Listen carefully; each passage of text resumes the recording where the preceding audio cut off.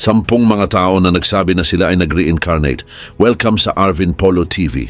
Ang reincarnation ay isang paniniwala na nagsasabi na ang kaluluwa ng isang tao ay muling ipinapanganak sa ibang katawan pagkatapos niyang mamatay. Ayon sa konseptong ito, ang kaluluwa ay patuloy na nabubuhay maaaring bilang tao o hayop. Maraming tao ang nagsabi na sila ay reincarnated person. Ito ay sapagkat maraming mga memories ang kanilang naaalala kahit sa murang edad pa lamang nila. Ikaw, naniniwala ka ba sa reincarnation? At sa video ngang ito ay kikilalanin natin ang 10 mga tao na nakakaalala ng kanilang nakaraan. Kaya naman simulan na agad natin. Number 1, James Leininger. Si James Leininger ay isang batang Amerikano na naging sikat dahil sa kwento ng kanyang possible reincarnation. Ipinanganak siya noong 1998 at nagsimulang magpakita ng kakaibang mga alaala mula sa nakaraang buhay noong siya ay 2 years old pa lamang. Madalas siyang magkaroon ng mga bangungot tungkol sa pagbagsak ng isang eroplano at sinisigaw niya ang mga salitang eroplano bumagsak, sunog at hindi ako makalabas. Noong una ay inakala ng kanyang mga magulang na sina Bruce at Andrea Leininger na ito ay normal na takot lang ng isang bata. Ngunit habang tumatagal ay napansin nila na may mga detalyeng sinasabi si James na tila hindi pangkaraniwan. Sinabi ni James na ang kanyang eroplano ay isang Corsair at siya ay nakabase sa isang aircraft carrier na tinatawag na Natoma. Sinabi rin niya na ang kanyang pangalan sa nakaraang buhay ay James at may kaibigan siyang nagngangalang Jack Larson. Dahil sa mga ito ay nagsimula ang kanyang mga magulang na magsiyasat. Laking gulat nila nang malaman nilang mayroong aircraft carrier na tinatawag na USS Natoma Bay na lumaban noong World War II.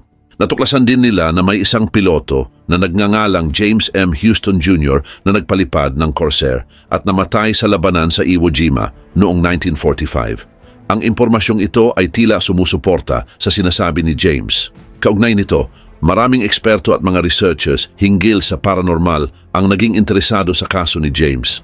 Isa sa kanila ay si Dr. Jim Tucker mula sa University of Virginia na nagsagawa ng masusing pag-aaral. Ayon kay Dr. Tucker, ang mga sinasabi ni James ay isa sa mga pinakamahusay na documented case ng reincarnation sa makabagong panahon. Ang kanyang mga statement ay hindi lamang mula sa kanyang mga panaginip, kundi pati na rin sa mga ebidensya at testimonya mula sa mga veterans at sa kanilang mga pamilya. Bukod sa mga pahayag tungkol sa kanyang nakaraang buhay, si James ay nagpakita rin ng talento sa pagguhit ng mga eroplano at kaalaman sa mga technical aspects ng mga sasakyang panghimpapawid. Ayon sa kanyang mga magulang, si James ay may kakayahang ipaliwanag ang mga technical parts ng isang Corsair na para bang siya ay isang bihasang piloto. Number 2, Shanti Devi. Ang kwento ni Shanti Devi ay isa sa mga kilalang kaso ng reincarnation. Ipinanganak siya noong December 11, 1926 sa Delhi, India. Nagsimula siyang magkwento tungkol sa kanyang nakaraang buhay noong siya ay 4 years old pa lamang. Ayon sa kanya, dati siyang nakatira sa Mathura na isang lugar na malapit sa Delhi at may asawa at anak doon. Sinabi rin ni Shanti Devi na dati siyang naging isang babae na nagngangalang Lugdi Devi mula sa Mathura. Namatay siya noong October 1925 ilang araw matapos manganak. Sinabi niya na si Lugdi Devi ay ikinasal kay Kedarnath Chaubey at nagkaroon ng anak na lalaki. Ang kanyang mga kwento ay ikinagulat ng kanyang mga magulang at kapitbahay. Dahil sa kakaibang kwento ni Shanti Devi ay naging interesado si Mahatma Gandhi at nagdesisyon siyang imbestigahan ito. Noong 1935 ay bumuo si Gandhi ng isang grupo ng mga eksperto upang suriin ang kaso ni Shanti Devi. Ang grupo ay binubuo ng mga kilalang tao at eksperto sa psychology at spirituality. Kasama si Shanti Devi ay naglakbay sila papuntang Mathura upang alamin kung totoo ang kanyang mga sinasabi. Pagdating sa Mathura ay nakilala ni Shanti Devi ang maraming tao at lugar na tila familiar sa kanya, kahit iyon ang unang beses niyang makapunta doon.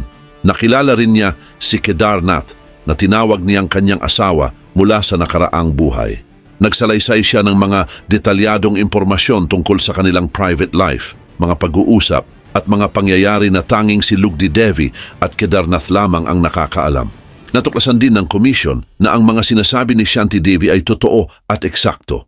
Ayon sa kanilang ulat, ang kanyang mga alaala ay hindi maaring malaman kung hindi niya ito naranasan. Ang ulat na ito ay nagbigay ng malaking suporta sa idea ng reincarnation at nagdulot ng interes sa buong mundo. Dahil sa kanyang kakaibang mga alaala, si Shanti Devi ay naging kilala at naging paksa ng maraming pag-aaral at documentaries. Ang kanyang kaso ay isa sa mga pinakadokumentadong kaso ng reincarnation na nagbibigay ng idea sa marami na maniwala sa posibilidad ng buhay matapos ang kamatayan. Ngunit kahit kilala siya sa kanyang kwento, ay namuhay si Shanti Devi ng isang simpleng buhay. Number 3, Gus Taylor. Ang kwento ni Gus Taylor ay isa sa mga kilalang kaso ng reincarnation. Si Gus Taylor ay ipinanganak sa United States noong 1990s. Sa murang edad ay nagsimula siyang magpakita ng mga kakaibang alaala na tila mula sa isang nakaraang buhay. Dahil noong 2 years old pa lang si Gus ay nagsimula siyang magsalita tungkol sa kanyang nakaraang buhay. Sinasabi niya na siya ay isang dating lalaki na nagngangalang Augie o August. Ayon kay Gus, dati siyang nakatira sa Chicago at namatay siya sa isang marahas na paraan. Ang mga magulang ni Gus ay nagduda noong una, pero nagsimula din silang magsiyasat sa mga sinasabi ng kanilang anak. At sa kanilang paghahanap ay natuklasan nila na ang lolo ni Gus na namatay 6 na taon bago siya ipinanganak ay tinatawag ding Augie. Ang lolo ni Gus ay namatay dahil sa isang bala sa ulo. Nagbigay din si Gus ng mga detalyadong impormasyon tungkol sa buhay ng kanyang lolo na hindi niya dapat alam sa kanyang edad.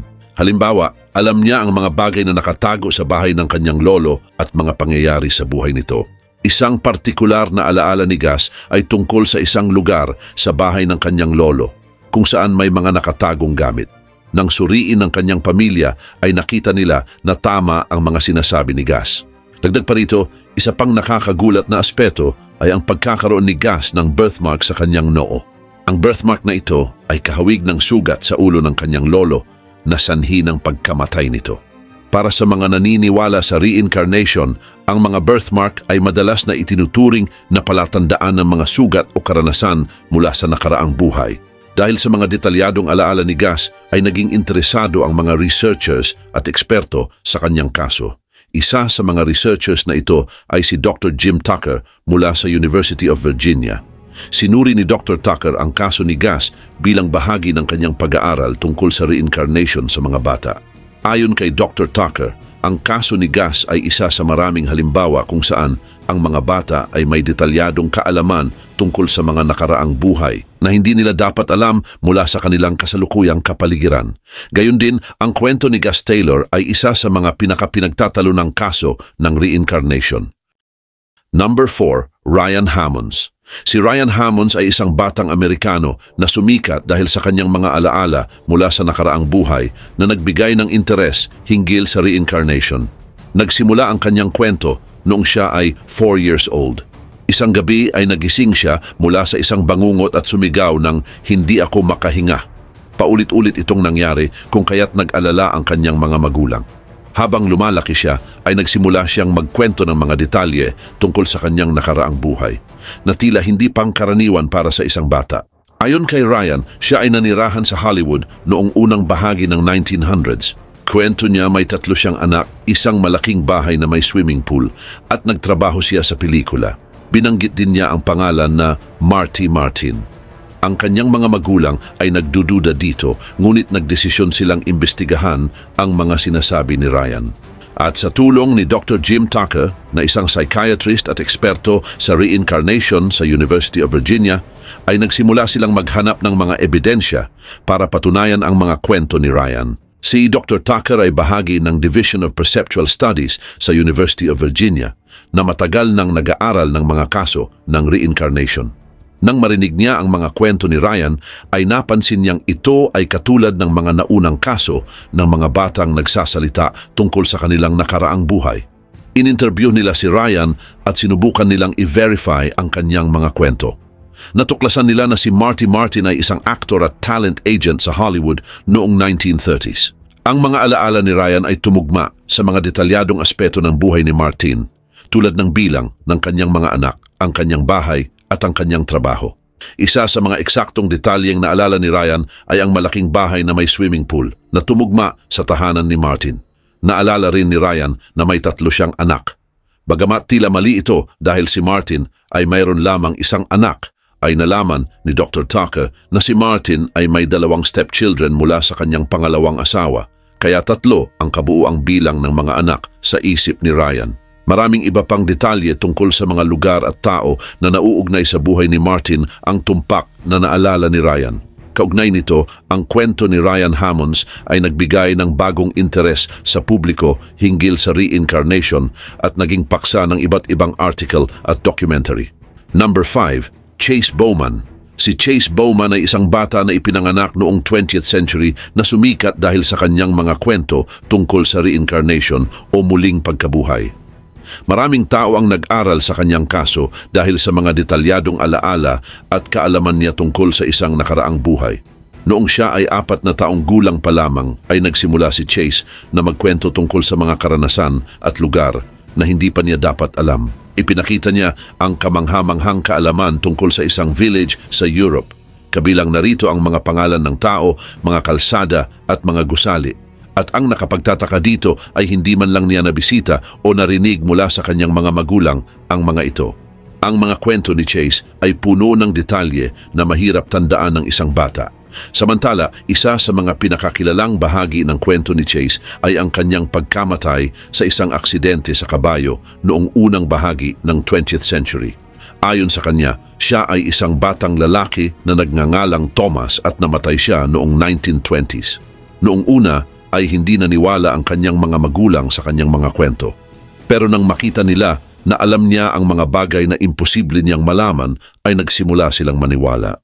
Dinala nila siya sa Europe at laking gulat nila nang matagpuan ni Chase ang village na kanyang inilarawan. Habang lumilipas ang panahon ay nakilala ni Chase ang ilang tao sa village at nagbigay siya ng mga detalye tungkol sa kanilang buhay na sila mismo ay nakalimutan na. Sobrang tumpak ang kanyang mga alaala kaya marami sa mga residente ng village ang naniwala na siya nga si Thomas na nagbalik sa ibang katawan. Gayon din, ang kasong ito ay naging paksa ng interes ng mga researchers sa parapsychology at reincarnation. Maraming eksperto, kabilang ang mga psychologist at historians, ang nag-imbestiga sa kwento ni Chase. Ang ilan sa kanila ay pumunta sa village upang i-verify ang mga detalye na kanyang ibinahagi. At kahit anong gawin nila ay walang nakitang ebidensya na nakuha ni Chase ang mga impormasyon mula sa ibang tao o media. Ayon sa mga teorya ng reincarnation, ang kaluluwa ng isang tao ay maaaring muling ipanganak sa ibang katawan pagkatapos ng kamatayan. At sa kaso ni Chase, ang kanyang malalim na alaala at kaalaman mula sa kanyang sinasabing nakaraang buhay ay nagbigay ng matibay na ebidensya para sa mga naniniwala sa reincarnation. Number 6, Jenny Cockell. Si Jenny Cockell ay kilala dahil sa kanyang mga kwento tungkol sa reincarnation. Ikinwento niya ang kanyang mga alaala mula sa kanyang nakaraang buhay bilang si Mary Sutton na isang babae na namuhay sa Ireland noong 1900s. Ang kanyang kwento ay naging paksa ng kanyang libro at mga documentaries. Sa kanyang libro na tinatawag na Yesterday's Children ay ikinwento ni Cockell ang kanyang mga alaala mula sa pagkabata. Nakita niya ang sarili niya bilang Mary Sutton na isang ina na mayroong maraming anak at namumuhay sa hirap. Ayon sa kanya ay namatay siya noong 1930s dahil sa sakit at nag-iwan siya ng kalungkutan at pag-aalala para sa kanyang mga anak. Nagsimula ang mga alaala na ito noong bata pa lamang siya na nagdulot ng kalituhan at takot. Ngunit habang lumalaki siya ay nagdesisyon si Cockell na tuklasin ang kanyang mga alaala. Gumamit siya ng mga mapa, nag-research at nakipag-ugnayan sa mga tao sa Ireland. Natagpuan niya ang pamilya ni Mary Sutton. Nakilala niya ang mga anak ni Mary at sila ay matatanda na. Maraming detalye mula sa kanyang alaala ang tumugma sa kanilang mga kwento. Ang mga detalyeng ito ay hindi maaring malaman ni Cockell mula sa ibang tao o sa karaniwang mga sources. Ang kanyang journey ay isang emotional process na nagpatibay sa kanyang paniniwala sa reincarnation. Bukod sa kanyang sariling kwento ay maraming eksperto sa paranormal, psychology at mga naniniwala sa reincarnation ang nagkaroon ng interes sa kanyang kaso.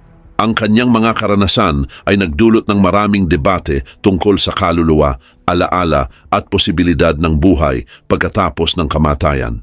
Kaugnay din nito, ang kaso ni Jenny Cockell ay nagdala ng maraming tanong sa mga tradisyonal na paniniwala.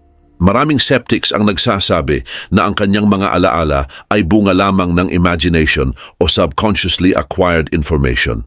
Pero ang mga detalye sa kanyang alaala na tumugma sa mga totoong pangyayari at mga tao ay nag-iwan ng maraming tanong. Sa kabila ng kontrobersya ay patuloy na naniniwala si Cockell na ang kanyang mga alaala ay tunay na bahagi ng kanyang nakaraang buhay. Number 7. Barbro Carlin. Si Barbro Carlin ay kilala dahil sa kanyang kakaibang kwento tungkol sa reincarnation. Ipinanganak siya noong 1954 sa Sweden at mula bata pa lang siya ay mayroon na siyang mga naaalala na tila hindi tugma sa kasalukuyan niyang buhay. Marami ang nagkaroon ng interes sa kanyang kwento, lalo na ang mga naniniwala sa reincarnation. Mula pagkabata ay ikinuwento ni Barbro na may mga alaala siya na hindi niya alam kung saan nanggaling. Isa sa pinakakilalang kwento niya ay tungkol kay Anne Frank, ang batang Hudyo na namatay sa Holocaust. Ang mga detalye ng alaala ni Barbro ay kamukha ng mga isinulat ni Anne Frank sa kanyang diary. Dahil dito ay nagulat at nagtataka ang kanyang pamilya at mga kaibigan. At noong 3 years old pa lang si Barbro ay nagsimula na siyang magsulat ng mga tula at kwento. Ang mga ito ay nagpapakita ng malalim na pag-unawa sa mga paghihirap ng mga Hudyo noong Holocaust. Dahil dito ay naniwala ang kanyang pamilya na may kakaibang ugnayan si Barbro sa nakaraan. Nang bumisita si Barbro sa bahay ni Anne Frank sa Amsterdam ay nagpakita siya ng kaalaman sa mga detalye ng bahay na hindi alam ng karamihan. Alam niya ang layout ng bahay at pati na rin ang mga sikreto ng mga silid doon. Dahil dito ay mas lalo pang naniwala ang mga tao na si Barbro ay posibleng reincarnation ni Anne Frank. Samantala, habang lumalaki si Barbro, ay patuloy niyang naaalala ang mga bagay na tila bahagi ng kanyang nakaraang buhay. Ang kanyang mga kwento ay nagbigay ng interes sa mga researchers at mga eksperto sa psychology at parapsychology.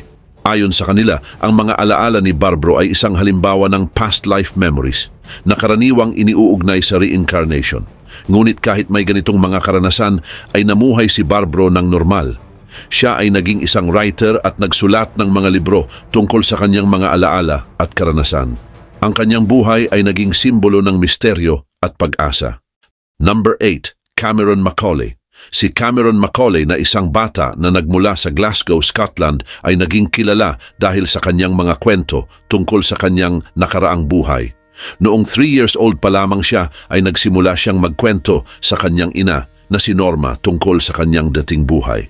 Ayon kay Cameron, siya ay mula sa isang lugar na tinatawag na Barra, na isang maliit na isla sa Outer Hebrides, Scotland. Si Cameron ay laging nagkukwento tungkol sa kanyang lumang bahay, isang puting bahay na may 7 kwarto at view ng dagat. Binanggit din niya ang pangalan ng kanyang lumang ina na si Shane Robertson at ang kanyang lumang pamilya, kabilang na ang isang kapatid na lalaki na nagngangalang Callum. Sinabi rin niya na siya ay namatay dahil sa pagkahulog mula sa isang gusali o bangin. Dahil sa mga kwento ni Cameron ay nag-alala ang kanyang ina, kung kaya't nagdesisyon si Norma na humingi ng tulong sa mga eksperto.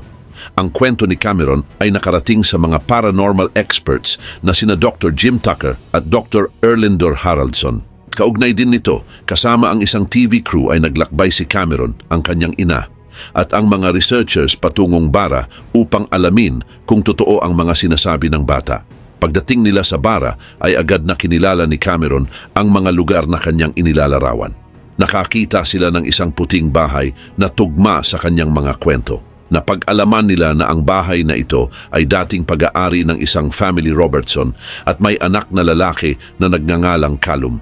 Bagaman maraming detalyeng binanggit ni Cameron ang tumugma sa mga totoong lugar, at tao ay walang natagpo ang record na nagpapakita na may isang bata na namatay dahil sa pagkakahulog sa isla sa mga panahong inilarawan ni Cameron.